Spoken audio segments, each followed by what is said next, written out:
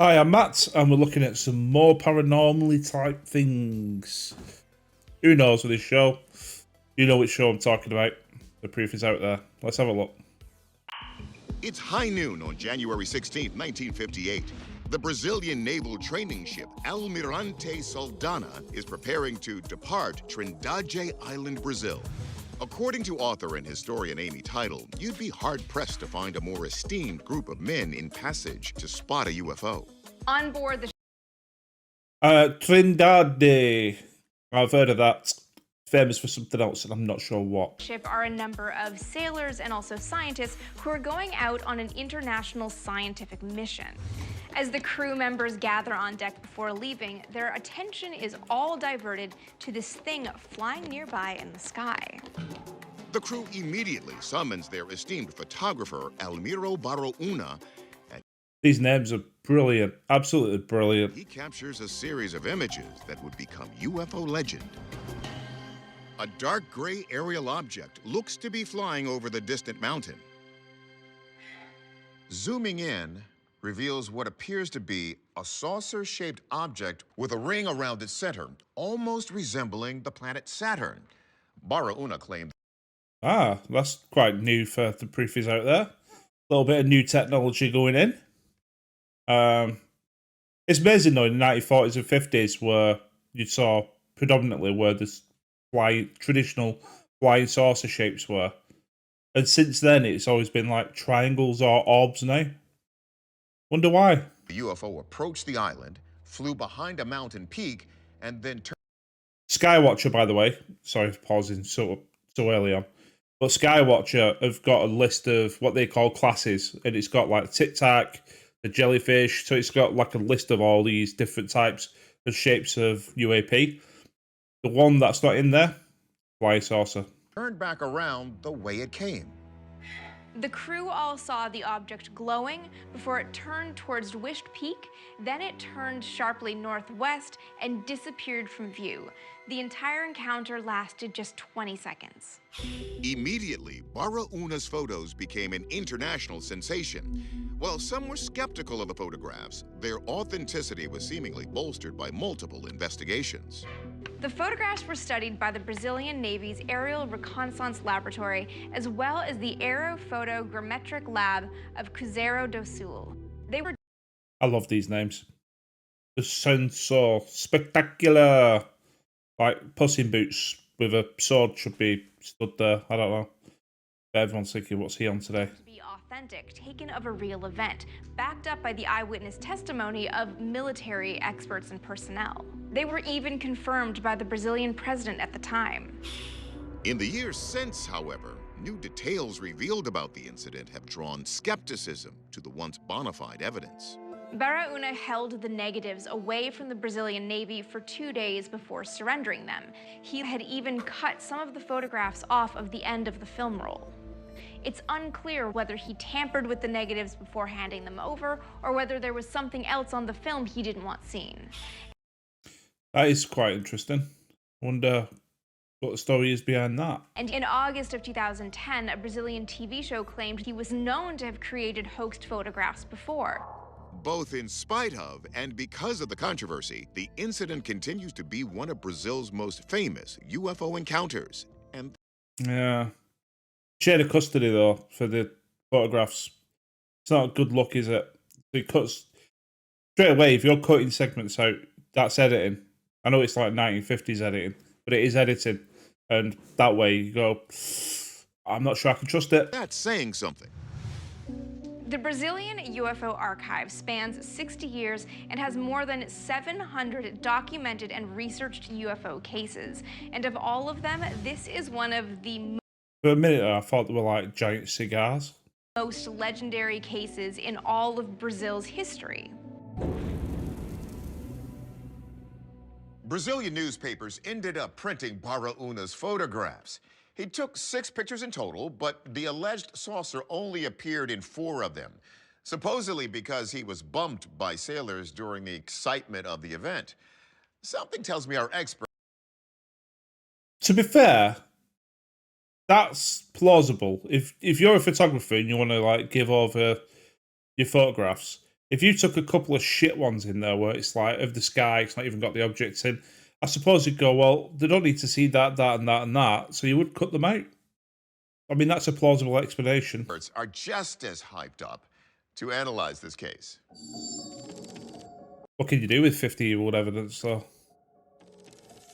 Visual effects and astronomy expert Mark D'Antonio has seen these photos before. In fact, he credits them for his 70 years now, 1950s. Oh, God, I'm getting old. getting into ufology in the first place. I grew up with this image. When I was a little kid, this was my gateway UFO. First, D'Antonio addressed Everyone's got the gateway UFO. My gateway UFO was the poster I Want to Believe in Mulder's office, because the X-Files, yeah, absolutely. Absolutely love that show. And I go back to it every now and then and just watch it from start to finish. the theory that this is simply a terrestrial aircraft. Aircraft at the time had very specific shapes, and it doesn't match any of those configurations for 1958. Astrophotographer Andrew McCarthy reviews another common theory that this object is simply a bird. It's shaped somewhat similarly to a bird in flight, but birds actually It have to be a decent sized bird from that distance. tend to absorb more light. So they would show up as a shadowy object against a relatively bright blue sky. So in this case, I think we can safely rule out it being a bird. But examining the shadows further, It just doesn't look. I don't know. It just looks added after the fact. It just doesn't seem in step with the picture being taken. And I know it's a 1950s camera, but let's face it, 2025, people are still putting grainy, shitty videos and photographs up there. Even Skywatcher, the guys actually looking for UFOs, some of the videos are like of a Tic Tac falling from 80,000 feet, and it's like, is it? Is it? So, yeah. alerts McCarthy to a detail he considers suspicious. When you look at this object closely, you see at the top and bottom of it are roughly the same brightness. If this was a flying object, the top of it would be illuminated by the sun and the bottom would be in shadow. Since this object doesn't seem to obey the laws of physics, I have to start looking at other explanations of how this managed to get on film. So are these legendary photos a hoax after all? One theory is that airbrushing techniques were used to create a hoax, but McCarthy disagrees. Airbrushing film is basically like painting whatever you want directly into the film negative, which of course would be easily detectable by the Brazilian Navy. So You'd scratch it off, wouldn't you? it may still be a hoax, just not airbrushed. If there's no smoking gun, how do we decide if it's real or a hoax? Well, you've got multiple people, haven't you? Multiple witnesses. D'Antonio says the answer is a little more nuanced than that. There's no way to look at this and definitively say it's a hoax or definitively say it's real, because there's problems with each of those determinations. But if these are a hoax, you know what I say? So what? Why? Because these are images that many people grew up with, and they learned to be critical thinkers as a result of them. My entry into the field is in part because of this photo. If it's hoaxed, it brought in a lot of people into ufology. But I don't like that. It's like, I don't think you could say, yeah, it was a hoax, but it did some good. I think every hoax and every fake video photograph out there just detracts from the entire thing of being, the truth of the subject. So, yeah, I wouldn't give it props if it was a hoax, but because you can't prove it one way or the other, just take it as face value of what it is. It's a photo of a UFO that we don't know what it is. And we were better for it.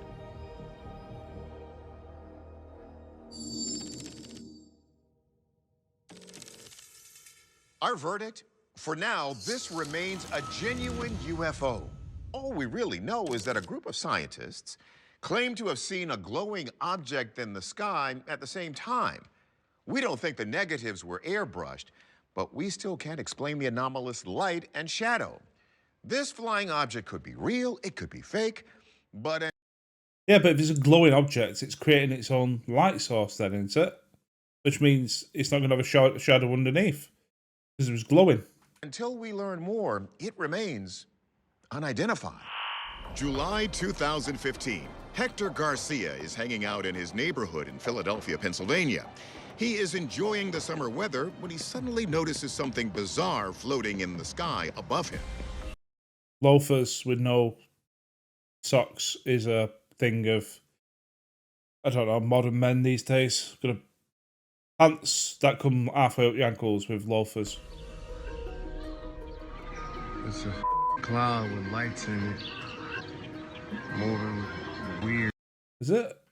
Where's the lights? I know it's weird looking cloud, but The aerial object can best be described as a shape-shifting, semi-transparent cloud-like yeah. Actually, now I can see them. mass. It hovers and follows a set of power lines until it drifts out of sight behind homes. The cloud's seemingly guided behavior has led. I mean, to be fair though, if it's like ice crystals in the cloud, it'd probably be reflecting off the light. To Hector's video going viral, racking up over 1 million clicks on YouTube. Some people looking at this see that inside this amorphous blob, there seem to be glowing or shimmering lights. And it looks like this object is intelligently going to a destination. Now, at first, Does look weird. I'll give it that. I figured this could just be some floating debris. After all, Aero, the Pentagon's UAP identification team, said that's just exactly what many sightings turn out to be. Yeah, let's all listen to Arrow. You know, the Department of Defense mouthpieces for all things UAP investigation. But look at those twinkling lights. Title says the object's behavior reminds her of an alleged ET phenomenon known as cloud cloaking. This is the theory that a UFO will hide itself either within a cloud or mask itself to look like a cloud. Nope. See what I did there? If anyone's just thinking I'm dismissing it, no, there's a film called Nope, and the premise was a UFO hiding in the clouds near a ranch. So that it can Interesting film. hover inobtrusively. Some say that aliens use cloud cloaking for one primary reason. The idea is that the UFOs aren't just using clouds as cover. They're cloaking themselves so they can observe us and gather data on us without our realizing it. Yeah, but if you've got that sufficient technology to travel across dimensions or across the stars, surely you wouldn't then rely on a frigging cloud to cloak you. And Title Unless you're making yourself look like a cloud. adds that another decades-old photo could show this may not be the first time aliens have utilized this technique. On November 17th, 1974, H. Laursen of Viborg, Denmark, saw something strange in the sky. Laursen took out his camera and captured this strangely shaped. I think that cloud has got a known name. I can't remember what it's called, but it's a cloud formation that's got like a, not nimbus, cumulus, it's one of the other stratus. I don't know. Cloud that appears in the shape of a classic UFO, with almost tentacle-like appendages underneath it. This caused some to wonder, is this actually a naturally occurring object or something alien cloaking itself to look natural? Ultimately, his sighting was investigated by the Danish Air Force, but no one could ever determine what exactly it was that he saw. I'd love, like, I don't know. Nowadays, with drones, right, you see something and you go, I'd love someone to just get a drone, get up there. You know, just get it close to it and have a proper look. Fly into it. Fly into it and see if it goes boosh and falls on the ground. This sighting in Philadelphia, also something that we've just never seen in the sky before. Could this be definitive evidence of UFO cloud cloaking? I've never seen no like that. NASA's Earth Observatory estimates that nearly 2/3 of Earth's surface is covered by clouds at any given time. That's a whole lot of space for UFOs to be hiding in. But which one do we see in this video? UFO? Cloud? Both? Neither? Our experts are ready to clear things up. Yep, I think it's a cloud with ice crystals in it. or a fake.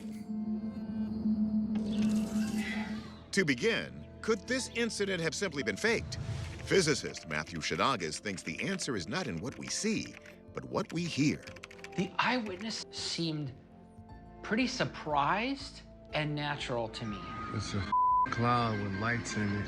So from their behavior, it's probably not a hoax, and it's probably someone who is genuinely surprised by what they are seeing. I don't know if this guy's ever sort of owned a television, but you've got this thing called a film or a TV show. And on this TV show are people, and these people are called actors. And actors pretend to be something they're not. They might sound generally surprised because they might be half decent at acting. I think I'd be a half decent actor. But come on. Just to say because they're so surprised, it's genuine. So if what we're seeing is real, is it something that's supposed to be floating in the sky? Could it just be a cloud? Initially, I thought this was a cloud off in the distance. But when clouds experience a lot of wind, they will disperse, oftentimes lose its shape. This is not what we saw here. It looks exactly the same at the end of the video as it does in the very beginning of the video. If it's not a natural phenomenon like a cloud, could it be something found closer to Earth? There's a dead giveaway moment right here where the object looks pretty close to a shopping bag, and I think I can make out what look like handles. How big's that fucking shopping bag? And then to me that looks like a wind gust picking up and blowing a plastic bag. How big's that bag though? And if it is in fact a plastic bag, Shadagas believes he can easily explain why it sparkles. If it's something like a plastic bag, this could simply be light from the sun refracting in weird ways. Isn't that kind of, you look at something and then you go, right, let's look at all the things that it could possibly look like rather than what it is. You know, anything could look like something else if you just go through the list long enough, but I don't know what the distance is because there's a wire, obviously passes behind the wire. The wire is not immediately in front of the guy's house. So, But watch as the object moves past the TV antenna and behind the houses. If it is a floating shopping bag, it would have to be an extraordinary and unusually large one. yeah, they'd have to be fucking huge. Who's doing the shopping? BFG? For Hernandez, the plastic bag explanation also doesn't make sense, especially Look at that. You're telling me that's a shopping bag? given the Just dip it Tesco's, love. I'll be back in 3 days. I'll be fucking carrying it and dragging it all behind me. weather conditions that day. It's off in the distance, and within 10 seconds, it's right on us.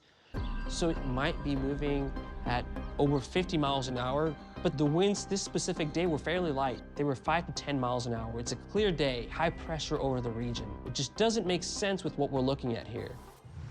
But that doesn't mean Hernandez thinks this is alien cloud cloaking technology. If there was an alien species that was trying to develop an object to blend in, they would obviously have to know that clouds don't look like this normally. If it's a UFO that is practicing cloaking, it's not doing a good job. So if it's Yeah, but if it's alien, then you could basically say that its motives are also alien and its thought processes are also alien. That might be interdimensional, just, you know, does it even register us? not a UFO, what is And it could be a cloud. it? Whatever this is, it's changing direction. It takes a nosedive, but before it reaches the ground, it goes horizontally. And this behavior leads me to believe that there is some control that something or someone has over this object. And I don't have an explanation to that. Is that potentially one of those plasma-based life forms? It remains unidentified.